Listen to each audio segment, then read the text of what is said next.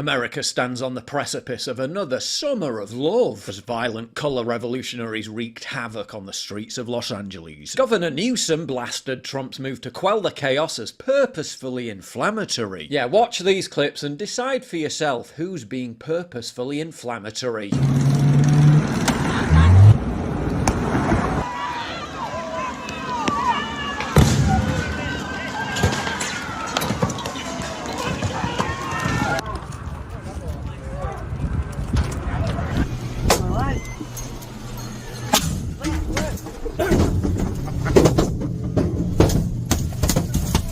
And in this case, literally inflammatory.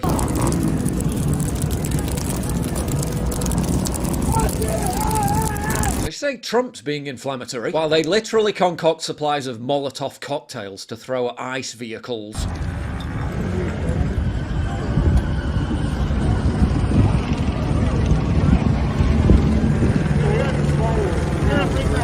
Set fire to buildings.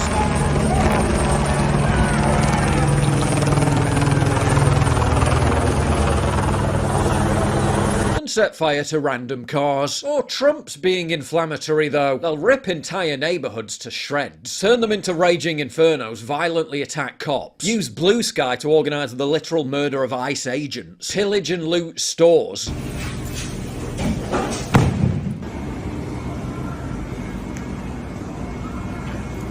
Then when there's any kind of pushback, declare it to be police brutality.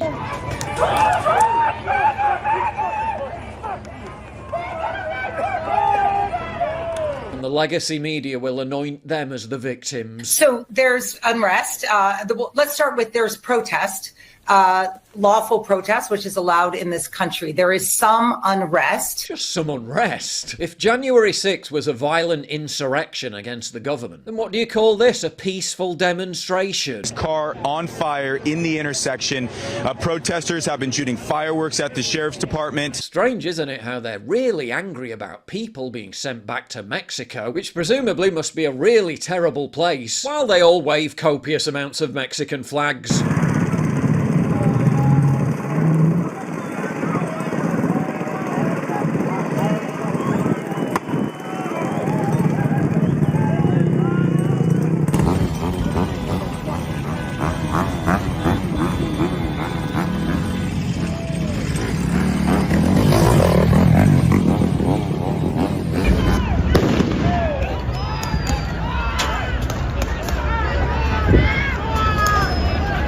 Fighting for a country they refuse to live in. Literally fulfilling the meme. Mexican pride, make America Mexico again. Fuck you, putos, viva Mexico. Okay, buddy, back to Mexico you go. Oh my god, no, this is unfair, don't send me to Mexico. Oh my god, no, my life is ruined. Because of the abuse that he was enduring in this school system. Then why did you stay in Mexico?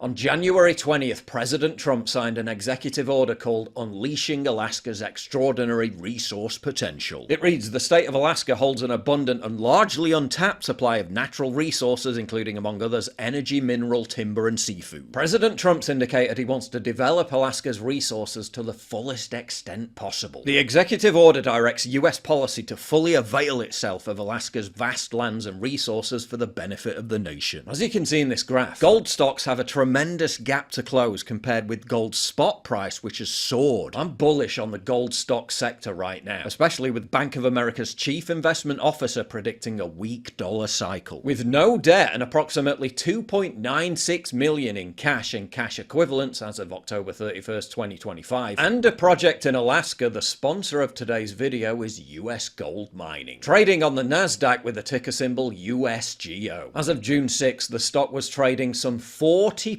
below its all-time high. At its April 2023 IPO, gold was worth $1,930 an ounce. Now gold is trading at an all-time high, yet USGO's share price is still around its IPO price, down 40% from its all-time high. Their flagship Whistler gold, copper, silver project includes 3 gold deposits with combined estimated mineral resources of 6.5 million ounces gold equivalent in the indicated category, plus an additional 4.2 million gold equivalent equivalent ounces in the inferred category. One shareholder owns 80% of the company, so this is a very unique scenario. Add to that the recent announcement that USGO will join the Russell 3000 index. The most critical development, in my personal opinion, and a potential value driver, comes from the Trump administration's attitude towards Alaska. This is Mike Dunleavy, governor of Alaska with President Trump, and here with the CEO of US Gold Mining Inc. on their Whistler project in Alaska. Tim Smith, the CEO, came to US Gold Mining from Newmont, a 100-year-old gold producer and one of the largest gold mining companies in the world. He also worked for Kaminak, which discovered the coffee deposit in the Yukon and advanced the resource until Goldcorp acquired it for 520 million Canadian. One of the most significant buyouts of the past decade. And while we're talking about different projects where the outcomes could be different, this is the reason he was recruited to become CEO of USGO, so he can utilize his skill set and work towards similar goals for US gold mining. With gold recently at $3,400 an ounce, the best performing major asset class of 2025 so far, and with Trump's massive executive order for the benefit of the state of Alaska, with one major corporate shareholder owning 80% of USGO stock, and with a CEO that is a fit for this role, do your own homework on USGO trading on the Nasdaq. The rioters aren't shy in broadcasting their motive and intentions. Death to America, death to ICE, and death to cops. Well, they're just peaceful protesters though, just some unrest. Some unrest. Don't be purposefully inflammatory towards them. ICE get the fuck out of LA so that order can be restored. Apparently the US aid money must have run out, so they're having to make their own weapons.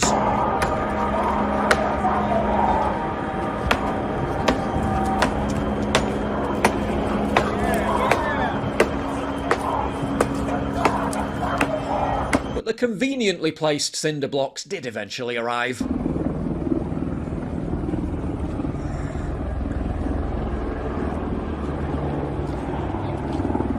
So who's behind these riots? Antifa, naturally, which should have been declared a domestic terrorist organisation years ago, and Union del Barrio, which is basically the Mexican version of BLM. No one can seem to trace their funding source, though their goal is avowedly the Marxist-Leninist decolonist destruction of America itself. When 40% of LA residents weren't even born in America, and a significant number of them form paramilitary mobs under the flag of a foreign country. Look at this, Austin. Mexican flags? Mexican flags. The line of law enforcement agents there during this face-off. It appears to be a face-off. At what point do we call it an invasion? The scumbags aren't just going after cops. This guy was just trying to put out fires, prompting the mob to attack and rob him.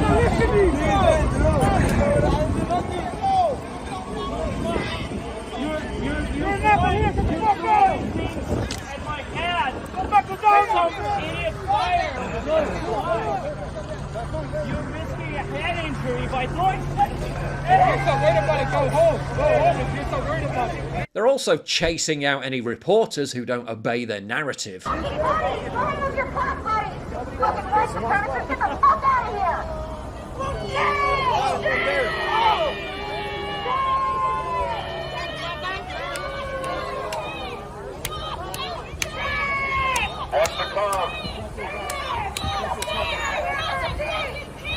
While bragging about avoiding prosecution. It'll cost me $80. It doesn't matter what they're going to say. Nobody's going to show up to court. You and I both know that. Nobody's going to prosecute it. This is just a waste of time. But it's okay. It's a Saturday night. Saturday nights are for the boys.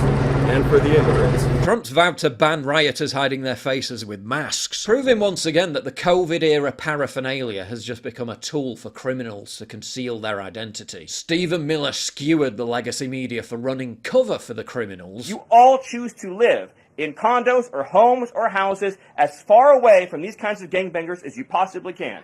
If I offer any one of you a rent-free home with no taxes to pay, in any of these gang neighborhoods, and I said your neighbors are MS-13 terrorists or Mexican mafia or Sinaloa cartel or Tren de Aragua, I couldn't pay you to live there.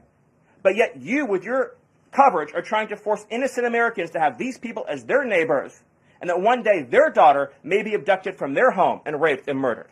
So you're not going to get an ounce of sympathy from this administration or President Trump for the terrorists who've invaded our homes and our country. While the Trump administration is seemingly keen on avoiding the kind of inaction that led to the metastasization of the 2020 George Floyd riots. This is about enforcing the law. And again, we're not going to apologize for doing it. We're stepping up. She says they're going to mobilize. Well, guess what? We're already ahead of the game. We're already mobilizing. We're going to bring National Guard in tonight. We're going to continue doing our job. We're going to push back on these people, and we're going to force the law. As the commies demand the chaos spread nationwide, with Marines on standby and National Guard troops set to be federalized for the first time since the 1992 Los Angeles riots, which resulted in 63 deaths, over 200 injured, and over $1 billion in damages. This summer of love may end up making the BLM disorder look like a minor scuffle. If you value what I do and you want to help support me, please visit pauljosephwatson.locals.com and either pledge a one-time donation or subscribe to join my community, get early access videos, and message me directly. And exclusive live streams coming soon too. Promise. Check out the Locals link down in the description. And don't forget to take a look at the brand new website, modernity.news. That's where you'll find all my content, including exclusive articles. That's modernity.news.